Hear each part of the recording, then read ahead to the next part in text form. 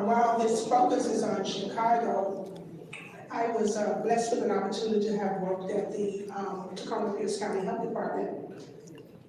And during my tenure there was a wonderful study that was done in doing some comparison of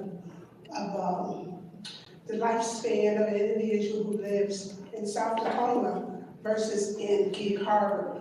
And I would encourage anyone to look at those numbers because they align themselves specifically with the information that was presented today.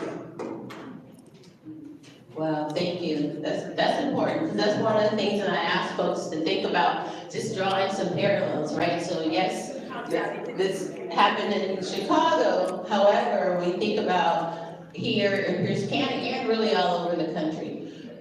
One more. I was also born and raised in Chicago. And when you hear statements like it's one of the most segregated cities in this country, it is very, very true. There are neighborhoods even now that we cannot drive through. And I happened to be fortunate enough to march with Dr. King through one of those neighborhoods. And it was a very scary thing. And I had grown up in Chicago, but to go through that neighborhood and have those faces lining the sidewalks and have the bricks coming over the police that were escorting us, it was frightening, and it's still pretty much that way. It's not that violent, but it is very segregated. Thank you. All right, so we're gonna go ahead and get started. And I think what I'm gonna do, instead of trying to introduce folks, I'm gonna go down and you can introduce yourself. How about that? And we'll start here with. Good afternoon, everyone. Donna Panapinto, and I'm the President and CEO of United Way of Pierce County.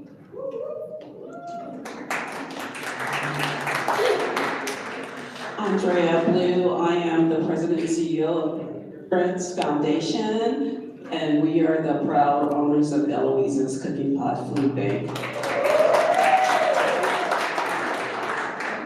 This on? Yeah, okay. Hi everyone, my name is Nicole. I work for Pierce County in the Planning and Public Works Department in our newly named Office of Resilience and Climate Action. My title is Equity and Community Engagement Planner. It's nice to meet you.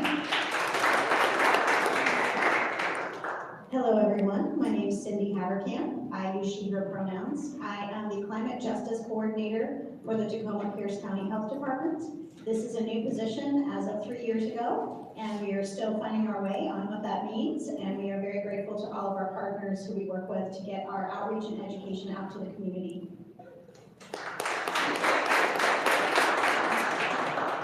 Good afternoon, I'm Scott Schubert. I'm the CEO for Metropolitan Development Council, a nonprofit, and we're a community action agency alongside with Carol and her team.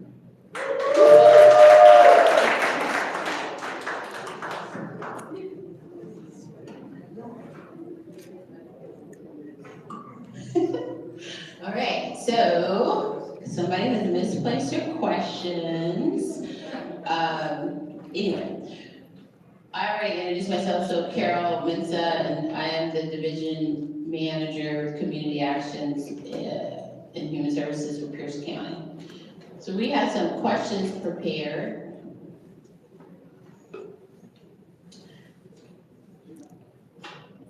I gave my copy to Scott. He said he gave it back. I can't find them yet. No, I have them. He did it.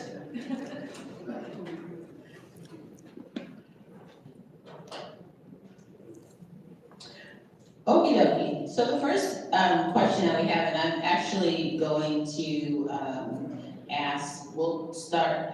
So when I ask the panelists, I'll ask the question, and they don't have to answer all the questions, the ones that are most appropriate. So some of these questions I'll actually point and say, Andrea, this one is for you. But this first one here, I'm going to ask each of the panelists to just kind of take a stab at it.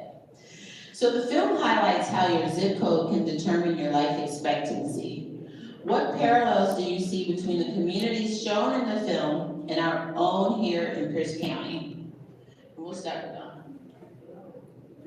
Well, certainly I see a lot of parallels, and some of the comments that were made in the audience speak to that. You know, when you have zip codes in this county that have 15 years less life expectancy because they don't have access to services, they don't have access to adequate health care resources. You know, at United Way, we target a population called ALIS, Asset Limited Income Constrained Employed. And so these are families that are working every day on the edge, but can't make ends meet. And they are the ones that are always teetering and don't have that access that they need to take care of themselves and their families. And these neighborhoods don't have the supports as well. So certainly saw a lot of parallels.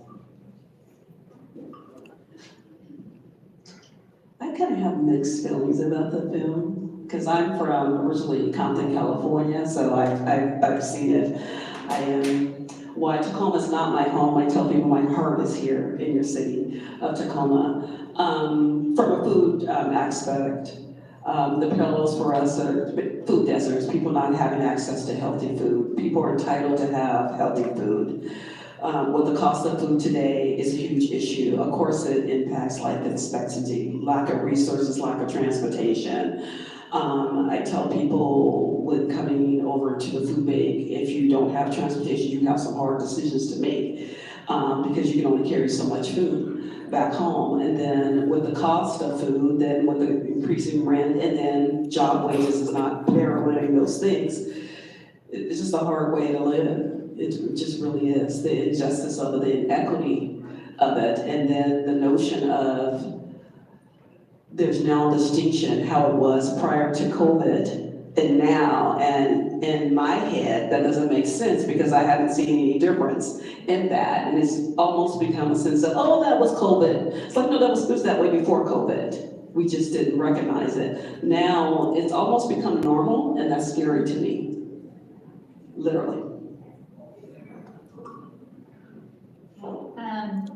I work on our Pierce County's greenhouse gas emissions reduction plan, and the way that we prioritize who we do our community engagement with is that we prioritize frontline communities or communities who are impacted the first and worst by climate impacts across Pierce County. And so the health department has, I'm sure Cindy will talk about communities of focus, but we prioritize those communities where they have larger health disparities than other neighborhoods across Pierce County. And there are other data sets out there that we use, like the health department's environmental health disparities map that we use all the time. And then of course there are other social things that we think about, like for example, tribal communities. And so when I was watching the movie and I was thinking about that extreme heat event and not only thinking about how that impacts human health, but it impacts the health of cultural resources like salmon and shellfish, and thinking about how tribes, especially here in this area, have that tie to those resources and how their resources that they have legal treaty rights to harvest are impacted as well. Hi. As I watched this movie, I thought a lot about the heat dome that occurred in 2021. I wasn't working for the health department yet at that time, but I learned that Pierce County lost 23 individuals during that heat wave, and the state of Washington lost 100 people during that heat wave. So what's interesting about my position is that my position did not exist before that, and my position was created as a result of the heat dome. So I work closely with our Communities of Focus team to get out as much education and outreach as I can to our communities of focus. We currently have 6 communities of focus. These are areas of Pierce County that Tacoma Pierce County Health Department has chosen to invest in. So through the process of participatory budgeting and planning, we talk to these communities about what their assets are and what they'd like to work on and how we can help with that. So the 6, if you're curious, are East and South Tacoma, Parkland, Springbrook, White River, and Key Peninsula. And they represent both urban and rural parts of our county because all of those different locations have been historically disinvested in So we're trying to help with that and trying to build up those communities based on their own needs, and in meeting with them and asking them how we can help and what we can bring as resources. Yeah, I think a couple things that struck me about the film and how it translates to our community and kind of what I see is I see that we as a community have invested in things like what you had mentioned, invested in some food and making sure that we, address the food disparities that we see. But what I'm seeing on the horizon is I'm seeing these things that we talk about, that we've invested in, that we've said are important, are going away. And so like an example that I see is like we have our LIHEAP program. Our LIHEAP program is specifically the city of Seattle that we help serve people who are at the low end of the federal poverty level. That is slated to be eliminated. And we serve 5,500 individuals on any given year in the city of Tacoma alone. So that's just the city of Tacoma. And so what I see is these investments that we have made around this data and around what we've seen, I'm seeing that as the potential of elimination. And so what we were seeing in this film really scares me for what could happen if we don't continue to invest in some of these services. And that's something that's really important for us to be aware of. So when we're talking about like something like the LIHEAP program, we talk about people being paycheck to paycheck, in our community, and how they're one paycheck away from homelessness. Well, that one paycheck could be their light bill. And so if we're not investing in that, then we can see a lot more people experiencing life on the streets. We can see a lot more people, especially during those hot months, experience what we saw there. And so I think that's something that kind of really, really stood out to me, and I just want to call out, I don't want to name, because I think that's going to be a huge challenge for us. Thank you. And Scott mentioned his program, MDC, and the 6,000 or so folks that they serve, and with Pierce County. So we're a community action agency also, but we serve everything outside of the city limits. And we have so far this year served about 10,000 people in the LIHEAP program. So just imagine. And most of those individuals, I think 60% or so of the folks that we serve are seniors. And one of the things that we've learned too is that in Pierce County, because a bunch of us baby boomers are starting to season, out here, there's a growing population of folks, right? So it's another thing to keep just kind of in the back of our minds. How many of you all have heard a conversation, and I'm gonna ask Donna to talk a little bit more about this, and it's not on this paper, but I think it's really important. Considering we just completed the legislative session, and now the governor has the budget, so there's all this stuff going on. How many folks in here are registered to vote? Ooh, this is a good crowd. And how many of you have ever picked up a phone or sent an email or a letter to your legislators, your elected officials? Okay, there's a few more people that we're gonna have to get on board. This is a good crowd. This is really good. Scott, you know who the folks are? There's a lot of different, like everybody's setting all these priorities, but and how many of you have heard about guaranteed basic income? Yeah. How many folks, if you had the opportunity today to vote, I'm not gonna ask you to do that, because I know some people are not, there hasn't been enough support. And one of the things that we've really been trying to do around the country is to get support around guaranteed basic income. Years ago, when I used to work for the welfare office for DSHS, we used to have general assistance. And I think when that went away, it kind of, we saw a decline. It was something that people could apply for, and it helped. Cash assistance kind of works a little bit like that. But we've been really trying to build some momentum and some support. And so I just wanted to give Donna an opportunity to talk. Is that okay, Donna? You want to talk a little bit? Well, yes, because when you talk about communities and the disparities in communities, one of the ways that we're looking at how you help families build wealth in these communities is by looking at cash as a strategy. We're moving away from the term guaranteed income because that just doesn't resonate with folks. But when you think about cash as a strategy and how can you get cash into individuals' hands to help them reduce their debt, create savings, take care of their families, buying those basic needs.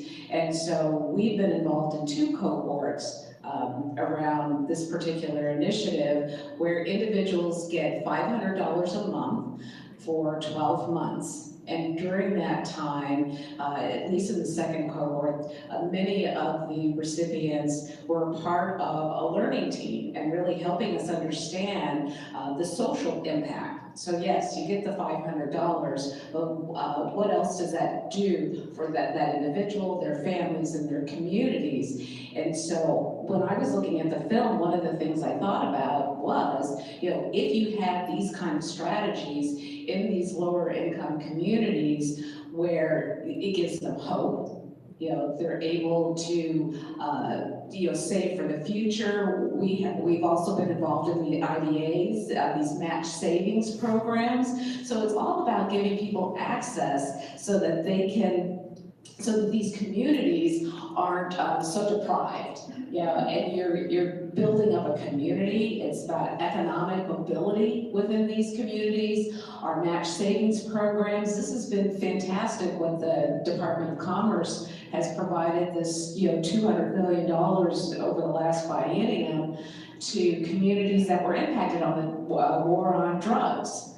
So when we look at the film, I'm pretty sure a lot of those communities were probably impacted on the war on drugs, and so it has given us an opportunity for individuals to save and then have their savings matched, where they can put a down payment on a house, where they can build up their business or start a business or buy a car. All of those things that are important, to communities that are oftentimes struggling. Thank you.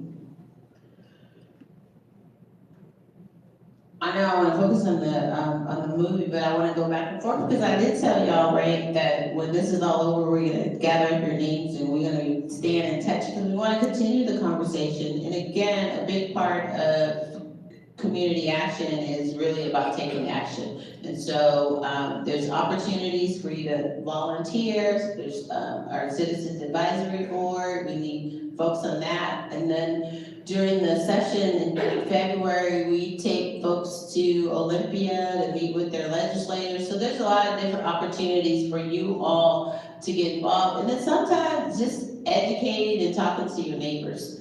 One of the things that we know, there's so many myths about people who are living in the crisis of poverty. It cracks me up when I hear people talk about people that are unhoused or experiencing poverty, that they're poor. I mean, that they're lazy. And I'm like, lazy? I know some of these families that are working 3 and 4 jobs just trying to scrape together a living. And it's like, I don't know, working 3 and 4 jobs, doing some stuff that I'm probably too lazy to do. Really labor intensive work. And it's like, how is it that we can look at folks and judge them and say that they're lazy when they're working 2 and 3 jobs? And then we have the issue, and then we have their children, and maybe the children are not doing very well in school, and then the teachers have these expectations that the parents should be there, that they should be able to come, take time off. I keep thinking it would be great if we had community members who have free time that could adopt some kids and just go to the school and be there, support people. Like, there's really an opportunity for folks to be involved. There's this whole thing, am I my brother's keeper? Once upon a time, when I was growing up, that was the case. We had a close-knit community, and if I did something at the top of the block, yeah, right, before I got home, and I might have 4 or 5 adults who were gonna whip my butt before I got to my mom. And we just don't see that anymore, but we do have an opportunity to create those type of intentional communities.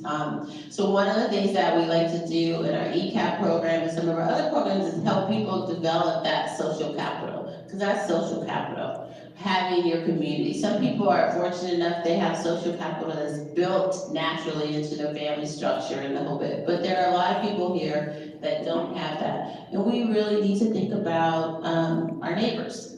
So, okay, Andrea, this question is for you. So it's about food. I'm gonna pick on you when we get to food, because she doesn't like to say this and then she gets embarrassed when I say it, but maybe she'll talk a little bit more about their food bank and the services that they provide. But here's the question. So what do we risk when we rely solely on emergency food systems without addressing the root causes of hunger? I love talking about Eloise, and I like talking about me, different things. So, what do we risk? And talk about Eloise with regards to this. Eloise was born 15 years ago out of a situation that I knew nothing about, which was a food desert. I started Eloise because I had 2 children, John and Lily, that lived in an apartment building that I owned. Looked like they were not eating on a regular basis. They were 5, lived in 2 different units, but they were cute as all get out. Went to their parents, asked them could I buy them food or give them money for food for the kids. They wouldn't take it. I decided to hire somebody that looked like them to deliver food to the entire house. And I left and went on a mission trip. Came back, and somehow I then had a crisis on the block. Didn't know anything. People were talking about a food desert. I did not know what that was. All my number one desire was to make sure that John and Lily ate on a regular basis. And I was going to be doing that by any means necessary. And that's literally how Eloise's was birthed in East Tacoma.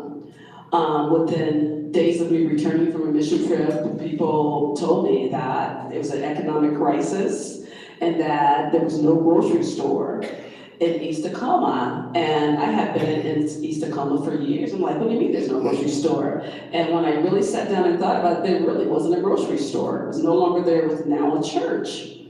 And East Tacoma, 15 years later, I cracked up laughing, 9 studies later, it's still a food desert. We're hoping to remedy that by the opening of our no-cost market so that we can stop spending money on studies and spend some money on food in East Tacoma. But I say that to say this, as far as food it's a crisis. It's a crisis. It's not a natural disaster because you generally have a natural disaster. It happens, it's resolved, and then you go on and wait for the next one. Food is one that is a continual chronic disaster. It is there, and it continually be there, and it impacts everyone. There being a grocery store, not being a grocery store in East Tacoma, where Eloise is located, that is a crisis. That's right. It literally is a crisis. We'll talk about it, access. Then you have gentrification on top of that. You have increased prices on top of that. We have wages not matching circumstances. So I say it's our definition of what a disaster is, because in my head, that's a disaster. It impacts generations from generations from generations to generations. So we have people living in poverty, not having access to, I love JJ's, their JoJo's are really good, y'all, they really are. But it is not a grocery store. It is not a grocery store. So then we want to then regulate people, say, hey, we want you to have healthy food. Where do they get it from? When they don't have a grocery store. We've been waiting for a grocery store to come to East Tacoma, and I laugh as a business person. It's not gonna happen because the wages doesn't match and does not support a grocery store. So do we continue to wait for that? No. Well, I'm not at this point. It is what it is. We all have the obligation to look at our neighbors, we're each other's keeper. I say to people, I didn't do anything special because anybody who saw John and Lily, they were only 5-year-old innocent kids. You would have did the same thing. You may not start a food bank, but you would have went into your refrigerator and got them food. Because that's within human nature. But we're all each other's keepers. So, yeah, I think the problem is in the definition of what a disaster is.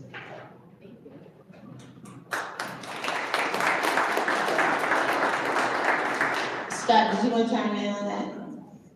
You don't have to, but you look like you had something to say once you were speaking, so. No, I appreciate it because I think, it was something that resonated with me is when we talked about disaster and we talked about crisis. So when I looked at this film and I looked at how they handled the crisis, there were, there was the initial what happened, but then they talked about putting resources. They talked about like what they were gonna do to mitigate the risk next time.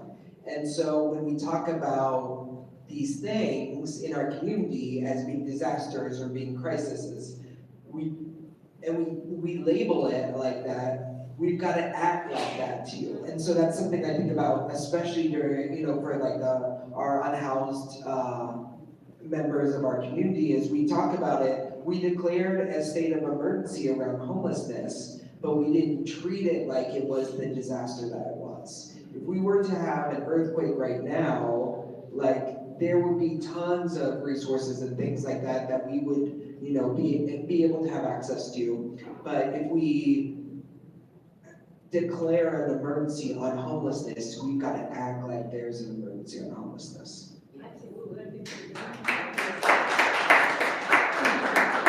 And I think it's important to look at the root. Okay, so a disaster, we'll throw all those resources in for the moment, and then we wait for then we move on to the next crisis without ever addressing the root, and then wonder why, oh, well, there's still people that's hungry? Of course there's people that's still hungry. Because we never addressed the root cause of the issue of why it was happening. So I think it's really important with broadening the definition, but also treating the root of the issue, literally. Just to add to that, because that was one of the big ahas for me when I watched the film, was the shift in paradigm in terms of how we think about a disaster, and rethinking the definition of a disaster and looking at what are the conditions. Let me back up. Every community has an emergency management, right? We're good about what we need and when that disaster happens. But, are we looking at beforehand, are we looking at communities, and are we saying, all right, proactively, what do we need to be doing in these neighborhoods? So that when a disaster happens, these neighborhoods are prepared, not, yes, the entire community, but so often, I think about COVID, and when COVID hit, it was, when you started lifting up the hood, you saw the disparities in all of the communities of color. So how can we look at the root causes and begin to address those? And we just don't, we don't do it. And I personally think there's not enough public will or political will to do a lot of this. And so that's why it takes all of us to advocate, to write those letters, to call our legislators, to get things done. Thank you. So, Nicole, I wanted to ask you about just preparation. So when we think about disaster, climate control, those type of things, what words of advice can you offer to the audience around preparation? That's a tough question. I'm thinking, I feel like that is if you're thinking about it in terms of the textbook definition of, what the woman was talking about at the end of the movie of what disaster preparedness should be, I feel like, I'd want our Department of Emergency Management with their help with that question. But I think going back to what y'all were saying and supporting each other through disasters, whether that's in a natural environmental disaster, or whether that's something that's going on in your family, leaning on each other, checking in with other people, I think is one of the most important things that we can do. And we were, all three of us back here, we were talking about that, more of that social resilience and leaning on each other, I think is really important. And oftentimes we don't think about that, I'm thinking about, again, the work that I do with greenhouse gas emissions reduction planning, and, we have actions in our plan for increasing active transportation infrastructure, or, planting more trees in our community. But I would like to see more of that. How are we investing in our community so that they can support each other? Because that is something that I believe will get at the root cause of our problems, and it's, something that is not just going to affect climate solutions in our community, but it's going to affect other issues that we have going on as well. Thank you. That wasn't one of the questions that I had on the sheet, so she was like, but she did a great job, you guys. We should give her a hand for answering that question. Thank you, Nicole. Carol, can I add to that? Yes. Okay, so at the health department, I work very closely with another part of the health department called the Public Health Emergency Preparedness and Response Team.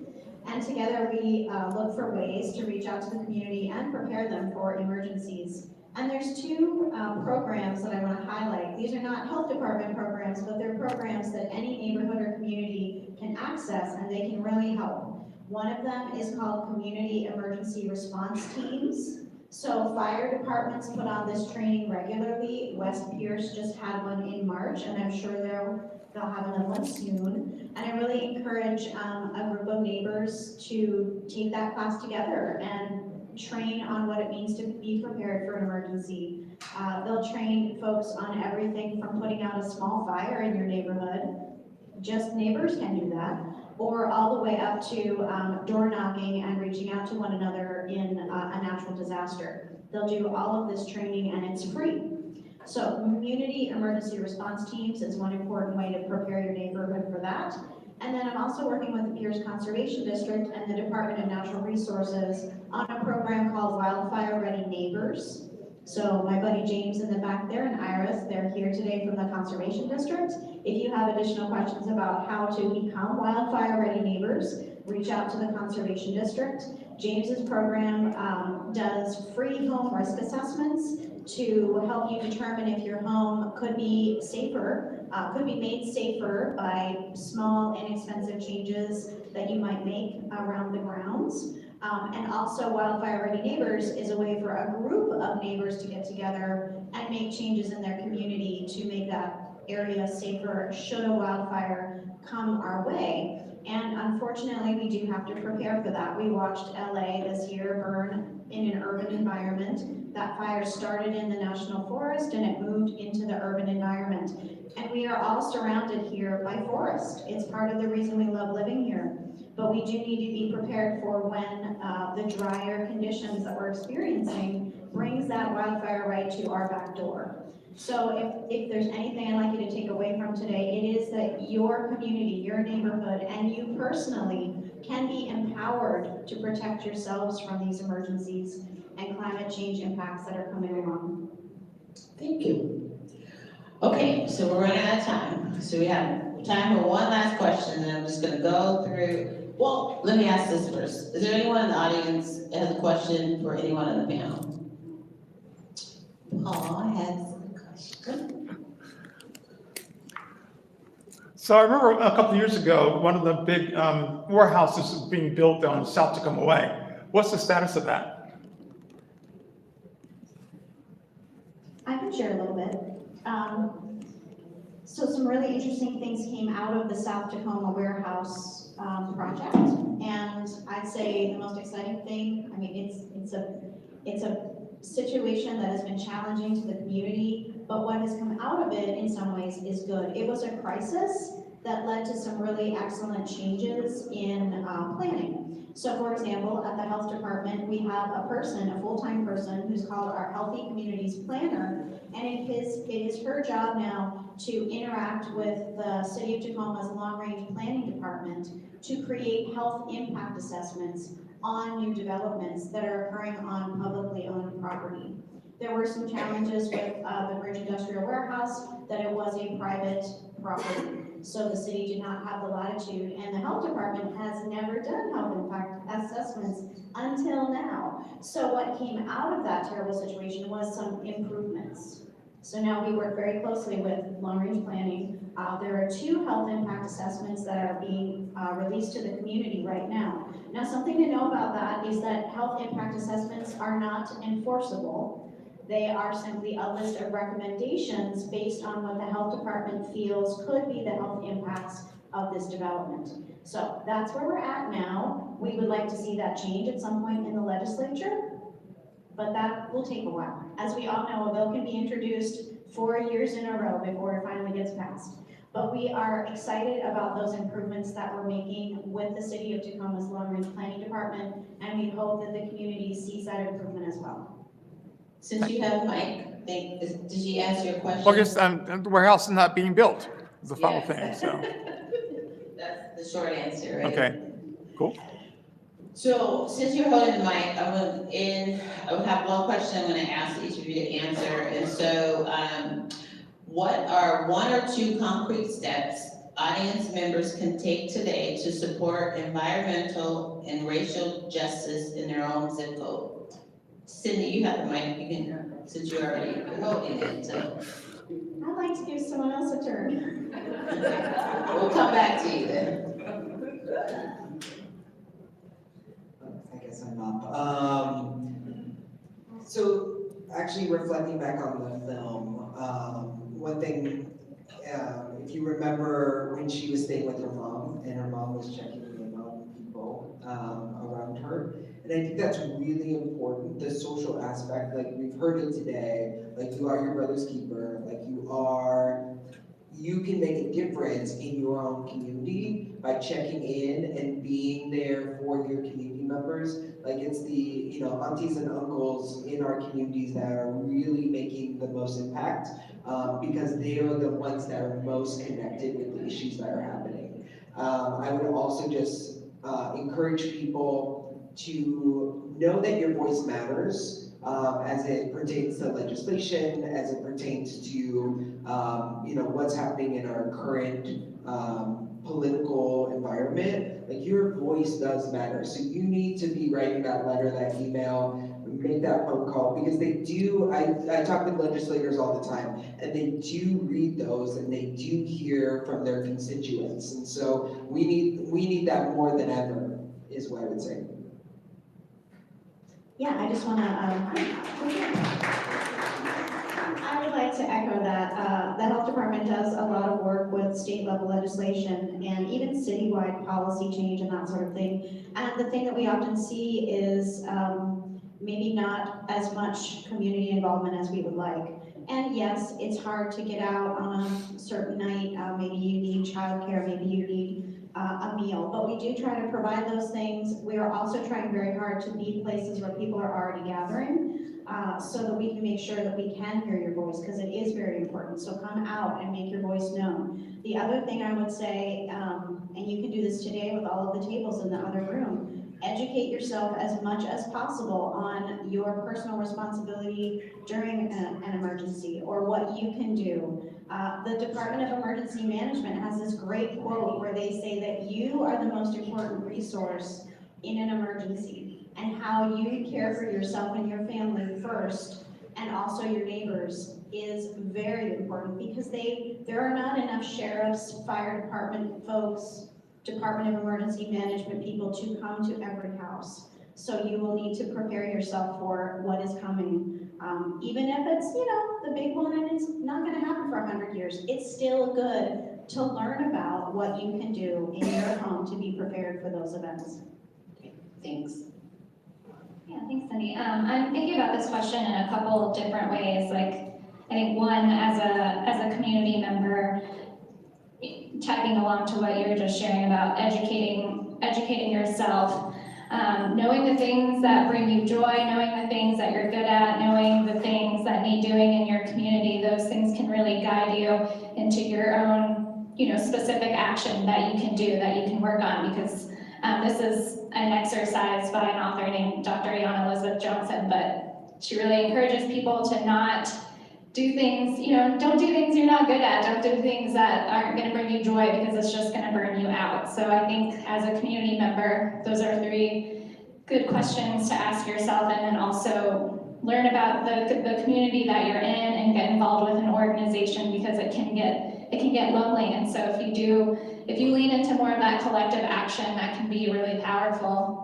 And then the other way I'm thinking about this question is as an employee, and thinking about, the planning that we do. And something that struck me in the movie was when he was saying like a heat plan, like, might as well call it I forget what eradicate poverty plan. And I think that if we thought about the plans that we work on in that way, how do we use the plans that we work on to address systemic racism in our community, then I think that would be a much more powerful way to work.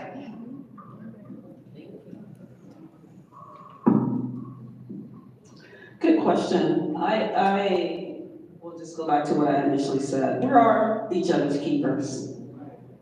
The communities belong to the people who have been there before us, and being respectful of that. I believe the power is with the people. We just don't exercise the power. Know that you're empowered. Your voice truly make a difference. It is the one who is screaming the loudest, that's on fire, gets the water, for real. That's just how it happens. Not fair. I say make demands. I believe that you have a right to food. You have a right to the food you normally would eat without judgment. And it should be made available from those like myself who raised their hand and said they were gonna have a food bank. I'm not doing you a favor. It's an honor to serve you. So you make demands. Hold people accountable. Literally, hold people accountable. I also say we need to break the cycles. Keeping things the way they are, that's great, but it's not working. If it's working for you, God bless you. If it's not working for you, you gotta be the change that you wanna see and drag everybody else along with you. They'll eventually catch up to where you're at. But invest in a livable wage, we gotta deal with the root. We need money, we need to be able to pay our bills. If we're struggling to make ends meet, I don't even know how I'll get to a disaster plan if I can't even afford the stuff that goes into the plan. In my head, doesn't make sense, right? I would love to have one, but eggs are $10 right now. I need to get eggs versus the flashlight. I'm just saying. We need to invest in some livable wages. Affordable housing is just totally going off the chain. I'm not talking about the interesting affordable housing, but true affordable housing that people are able to live. Adequate health care. I believe education is important. Education is the greatest equalizer, especially among people of color. I think we also, when we talk about food, we should build community-led food systems. Not food systems that I've dropped into your community, but the community should be coming out of the community. That's urban farms, co-ops, markets owned by the community. So we can be addressing those issues. The other thing is policy reform, literally. We need to have food as a right. Everybody needs to have access to whatever they deem to be healthy food in their communities, that they don't have to go, 10 miles over here to get it. And it needs to be equitable, not based on your standard, but the community gets to decide what their standard would want to be. So that's all I have. I echo everything that everyone has said. It really is about the social connections. And to Andrea's point, one of the things that I've been thinking about is, how do you create a plan that does have that justice lens? So many of the plans are, for the moment, for the disaster.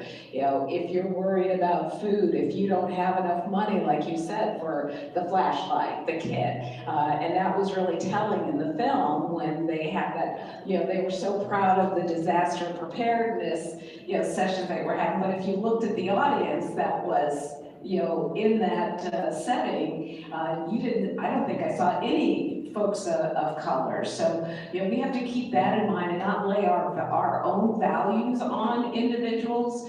And so to me, it's like, we've got to get at the root cause of this, because, there's going to be another disaster.